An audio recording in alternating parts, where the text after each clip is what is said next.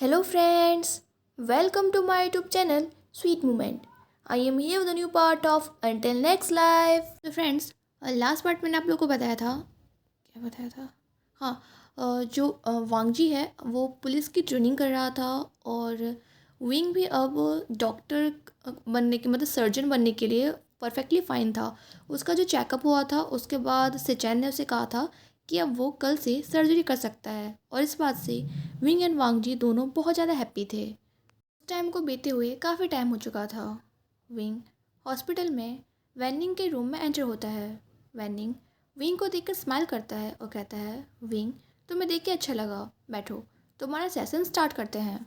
Wing भी waning को देख कर स्माइल करता है और कहता है, आज मैं तुम्हें as a patient last time visit कर रहा हूँ। ये सुनते ही वैनिंग कहता है, आई होप कि तुम हमारी फ्रेंडशिप को ख़त्म नहीं करोगे। तुम्हें याद है ना, मैं तुम्हारा ग्रूम्समैन बना था। और ये कहने के बाद वो विंग को देखकर विंग करता है, पर विंग ये सुनने के बाद कहता है, सिचैन भी मुझसे सेम बात कह रहा था। मुझे बार बार ये कह के टीज करने की जगह तुम लोग अपने लिए कोई पार्टनर क्यों नहीं ढूंढते। और ये कह के वो वैनिंग को अपनी टंग दिखाता है। सुनते ही वैनिंग पाउट कर लेता है और कहता है, यू हिट माई हार्ट। फिर विंग थोड़ा सा सीरियस हो जाता है और कहता है, जब मैं तुम्हारे पास फर्स्ट टाइम एडवाइस लेने आया था उस टाइम को कितने साल बीत चुके हैं। बिलीव नहीं हो रहा कि कितनी सारी चीज़ें चेंज हो चुकी हैं। उस टाइम मैं बहुत ज़्यादा लॉस्ट और कंफ्यूज फील कर रहा था। तब मुझे ऐसा फील होता था जैसे मेरी लाइफ इनकम्प्लीट हो। ये सुनते ही वैनिंग कहता है, तो तुम्हें अब कैसा फील होता है? विंग कहता है कि अब जब मुझे मेरे हार्ट का मिसिंग पार्ट मिल गया है तो मैं बहुत ज़्यादा कंप्लीट फील करता हूँ और अब मैं बहुत ज़्यादा हैप्पी हूँ। मेरे पास सब कुछ है, सक्सेसफुल करियर और बेस्ट हस्बैंड एंड सन। ये सुनते ही वैनिंग भी स्माइल करता है और पूछता है, मुझे सुजुई के बारे में कुछ बताओ। विंग कहता है, हमारा लिटिल मंकी, वो पहले बहुत ज़्यादा शाय था पर अब वो हमेशा वांग जी से चिपका रहता है और दोनों पूरे घर में इधर से उधर दौड़ते रहते हैं। पूरे घर में उन दोनों के लाफ करने की आवाज़ सुनाई देती है। वो अब हम दोनों से बहुत ज़्यादा क्लोज हो गया है, पर अभी भी सोते टाइम वो हम दोनों को काफ़ी टाइटली पकड़ के सोता है। उसके माइंड में कहीं ना कहीं अभी भी एक फ़ियर है, पर हम लोग उस फियर को दूर करने की कोशिश कर रहे हैं। और वांग जी अभी भले ही एज में कम है, पर उसके जितना रिस्पॉन्सिबल फादर कोई नहीं हो सकता। वो सेजुई से बहुत प्यार करता है एंड उसके अंदर जो हांगवा जुन की सॉफ्ट पर्सनालिटी है, बिलीव मी, उस मैन से ज़्यादा कोई भी किसी भी पर्सन को प्यार नहीं कर सकता। वैनिंग पूछता है, अच्छा और नाइटमेयर्स? विंग कहता है कि अब मुझे नाइटमेयर्स नहीं आते, या फिर हो सकता है कि अब वो मुझे याद नहीं रहते, क्योंकि जब मैं मॉर्निंग में उठता हूँ तो वांगजी ने मुझे टाइटली हग किया होता है। मेरा हर दिन उसके वार्मथ एंड सॉफ्ट किसी से स्टार्ट होता है और मेरी सारी वरीज दूर हो जाती हैं। और जब मैं हॉस्पिटल में सोता हूँ तब भी मैं वांगजी की कोई चीज़ अपने साथ लाता हूँ और उसे हक करके सो जाता हूँ। जब मुझे वांगजी की स्मेल आती है, मतलब उसके सेंट की स्मेल आती है, तो मुझे सेफ फील होता है। मुझे पता है कि ये काफ़ी ज़्यादा सिली होगा, पर मैं ये अपनी हैबिट कभी नहीं छोड़ सकता। ये सुनते ही वैनिंग कहता है, यू आर टोटली, पर विंग उसे बीच में ही कट करते हुए कहता है, विप्ड, आई नो, मैं उसके प्यार में बिल्कुल पागल हूँ। और फिर वो लाफ करता है एंड अपने फिंगर से प्ले करते हुए कहता है कि इससे पहले मैं सिर्फ साइंस में बिलीव करता था, पर अब। वैनिंग पूछता है, क्या तुम्हारा माइंड चेंज हो गया? विंग कहता है, हाँ, हमारी खुद की स्टोरी ही किसी मिराकल से कम नहीं है। किसी से इतना प्यार करना और हमेशा उसके साथ रहना, हर कोई इतना लकी नहीं होता जो हमें ये चांस दोबारा एक्सपीरियंस करने का मौका मिला। हम लोग बहुत ज़्यादा फॉर्चुनेट हैं। विंग ये सुनकर स्माइल करता है और कहता है, अब मैं इसके आगे और क्या ही कह सकता हूँ, कॉन्ग्रेचुलेशंस। पर मैं बहुत ज़्यादा हैप्पी हूँ कि मुझे तुम लोगों के अनकंडीशनल लव का पार्ट बनने का एंड उसे विटनेस करने का मौका मिला। और आज तुम्हारा ये आखिरी सेशन है और तुम्हारा ट्रीटमेंट अब ख़त्म होता है। और विंग कहता है कि मैं भी थैंक यू से ज़्यादा और क्या कह सकता हूँ। ये कह के वो स्माइल करता है और रूम के बाहर जाने वाला होता है, बट तभी यंग वैनिंग के रूम का डोर ओपन करता है और हरेडली कहता है, डॉक्टर विंग, एक यंग मैन पेशेंट आया है जिसे बुलेट्स के वाउंड लगे हैं और कुछ पुलिस ऑफिसर्स उसे यहाँ पर हॉस्पिटल में लेके आए हैं। ये सुनते ही विंग की पूरी बॉडी में सडनली फियर आने लगता है और वो तुरंत उस रूम से बाहर निकल जाता है और जियांग का पीछा करते हुए ईआर रूम की तरफ जाता है। जब वो उस पेशेंट की बॉडी पर पुलिस ऑफिसर्स की ड्रेस देखता है तो उसकी पूरी बॉडी ट्रैम्बल करने लगती है। पर तभी एक डॉक्टर विंग को इन्फॉर्म करता है, डॉक्टर, इस पेशेंट की पल्स लो है पर अभी इसकी लाइफ डेंजर सिचुएशन में नहीं है। विंग धीरे धीरे उस पेशेंट की तरफ जाता है और कहता है, गुड, ऑपरेशन की प्रिपरेशन करो और इसके पल्स को हर 5 मिनट में मॉनिटर करो। उसके बाद जब विंग देखता है कि वो जो पेशेंट है वो वांगजी नहीं है तो उसे बहुत ज़्यादा रिलीफ फील होता है।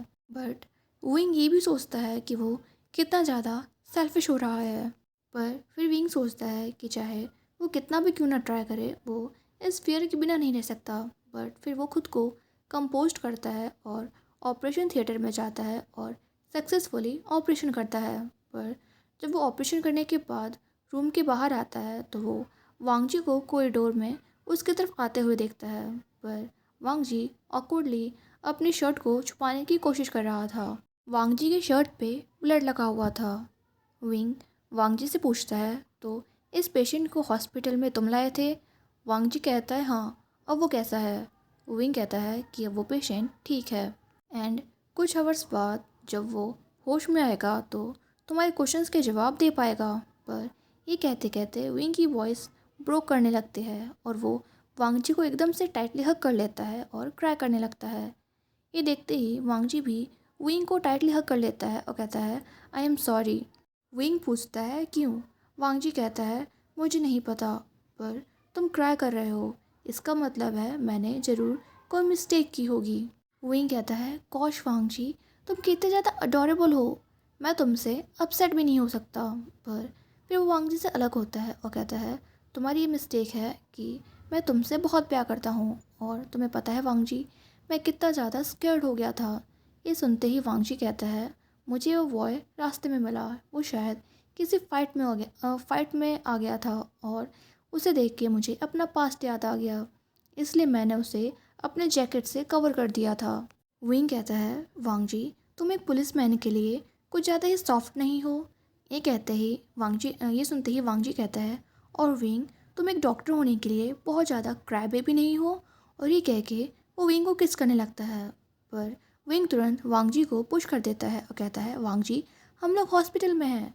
वांगजी ये सुनने के बाद अपने चारों तरफ आसपास देखने लगता है। इसके बाद जब वांगजी देखता है कि उन लोगों के आसपास कोई नहीं है तो तुरंत विंग को ब्राइडल स्टाइल में कैरी कर लेता है और वहीं पास में एक जो स्टफ रूम था, मतलब स्टोर रूम था, वहाँ पे चला जाता है। और विंग को अपनी लैब में बैठाने के बाद, आई डोंट नो उन लोगों को वहाँ चेयर कैसे मिल गई, फिर भी वो विंग को अपनी लैब में बैठाने के बाद उसे किस करने लगता है और थोड़ी देर बाद विंग वांगजी को देखकर स्माइल करने लगता है।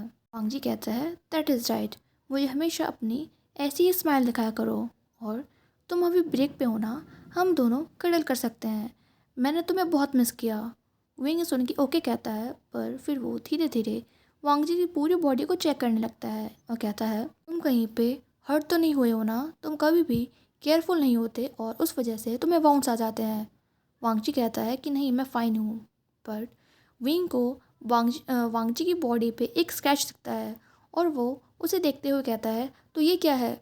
एंड उसके बाद विंग वांगजी के उस वाउंड को ट्रीट करता है एंड वांगजी लगातार विंग को देख रहा था। ये देखते ही विंग वांगजी के चेस्ट पे स्लैप करता है और कहता है, मुझे ऐसा देखना बंद करो, मैं कंसंट्रेट नहीं कर पा रहा। ये सुनते ही वांगजी कहता है, डॉक्टर, मैं सर्वाइव तो कर पाऊँगा ना? विंग कहता है, मुझे टीज करना बंद करो, मैं सिर्फ तुम्हारा ध्यान रखना चाहता हूँ। पर वांगजी कहता है, लव, मेरी तरफ देखो। और फिर वो विंग का चिन पकड़ के उसका फेस ऊपर करता है और कहता है, लव, मैं तुमसे रोज़ प्रॉमिस नहीं करता घर से बाहर जाते टाइम कि मैं सेफली तुम्हारे पास आ जाऊँगा, तो फिर तुम इतने ज़्यादा वरीड क्यों हो? या फिर इस ओल्ड मैन को अभी से ही मेमोरीज प्रॉब्लम होने लगी हैं? ये सुनते ही विंग वांगजी को ब्रैड कहता है और उसके शोल्डर पे लाइटली हिट करता है। फिर वांगजी कहता है, मेरे पास इतना ब्यूटीफुल हस्बैंड है तो मैं उसके पास डेली क्यों नहीं आऊँगा? ये सुनने के बाद वांग जी को हक कर लेता है और कहता है, I am proud of my husband. हालांकि मेरा हस्बैंड हमेशा मुझे अवॉइड कराता है, पर वो बहुत ज़्यादा स्वीट, केयरिंग एंड सेक्सी है। ये सुनने के बाद वांग जी विंग से पूछता है कि क्या तुम ब्रेक के बाद फ्री हो। विंग कहता है, हाँ क्यों। वांग जी कहता है, मैं तुम्हें कहीं ले जाना चाहता हूँ। विंग पूछता है, डेट। वांग जी कहता है, हाँ कोई स्पेशल प्लेस। तो विंग पूछता है, मेरे क्लॉथ्स। वांग जी कहता है, मैंने ऑलरेडी सारी प्रिपरेशन कर ली है, तुम्हारे क्लॉथ्स कार में हैं। फिर वो दोनों बाहर आ जाते हैं और वांग जी विंग को किस करता है और कहता है, अब हम लोग हॉस्पिटैलिटी के बाहर आ चुके हैं तो मैं ऐसा कर सकता हूँ। विंग भी कुछ नहीं कहता और वो वांग जी की बॉडी पे जंप करता है और उसके वेस्ट पे अपने दोनों पैर को फंसा लेता है और वो भी वांग जी को किस करने लगता है। विंग के जो कलीग्स थे वो उसे बहुत ज़्यादा शौक के साथ देख रहे थे, पर विंग उन लोगों को कोई रिएक्शन नहीं देता और वांग जी सोचता है कि ये सच में विंग है। इसके बाद वांग जी विंग को जाकर पैसेंजर सीट पे बैठाता है और ड्राइविंग स्टार्ट कर देता है। विंग पूछता है कि हम लोग कहाँ जा रहे हैं, तुम जो क्लॉथ्स लाए थे वो कैजुअल थे। वांग जी कहता है, सिटी के बाहर कहीं जहाँ साइलेंस हो। ये सुन के विंग कहता है, तुम्हें हमेशा पता होता है कि मुझे कहाँ जाना है। एंड गाइस फास्ट फॉरवर्ड करते हुए विंग जो है वो पूरे ड्राइविंग के टाइम पे सो जाता है एंड जब वांग जी उस प्लेस पे पहुंचता है तो वो विंग को जगाता है। वांग जी विंग से कहता है, विंग हम वहाँ पहुँच चुके हैं। और फिर दोनों कार के बाहर आते हैं।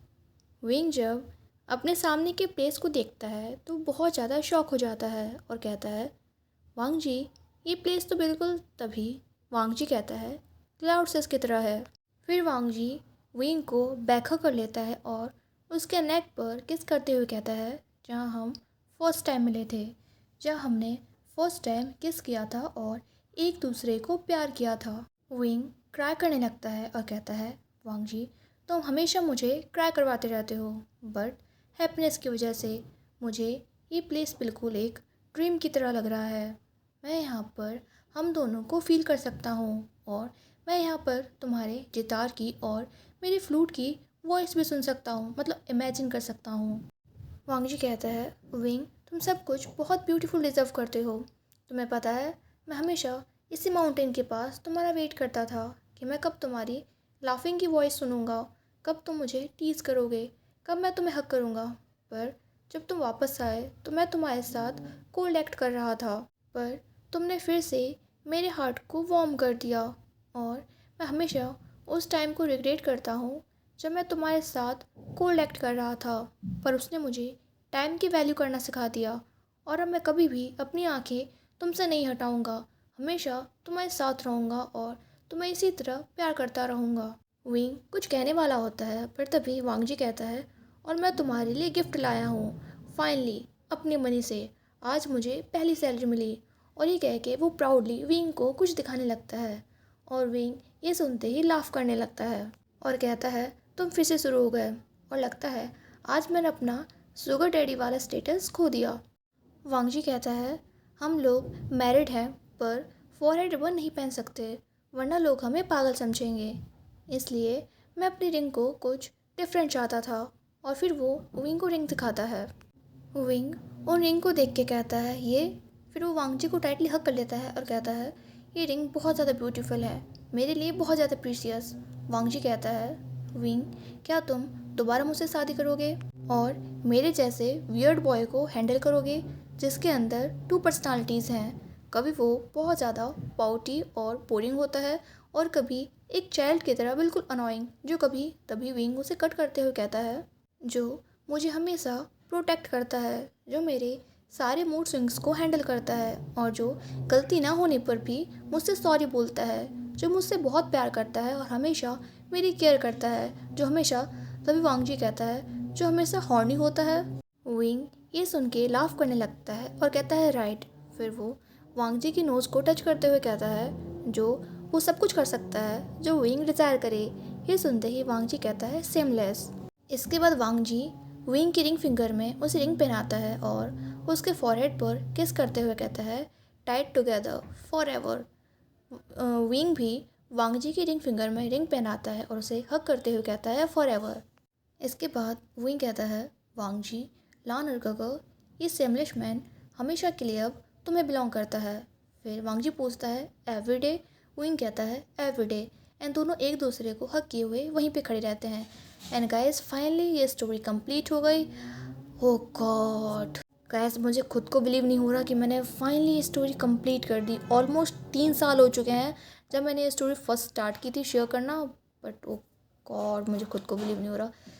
खैर जो भी हो, अगर आप लोग को वीडियो अच्छी लगी हो तो वीडियो को लाइक कर देना, चैनल को सब्सक्राइब कर देना। मिलते हैं कल। Bye bye, take care.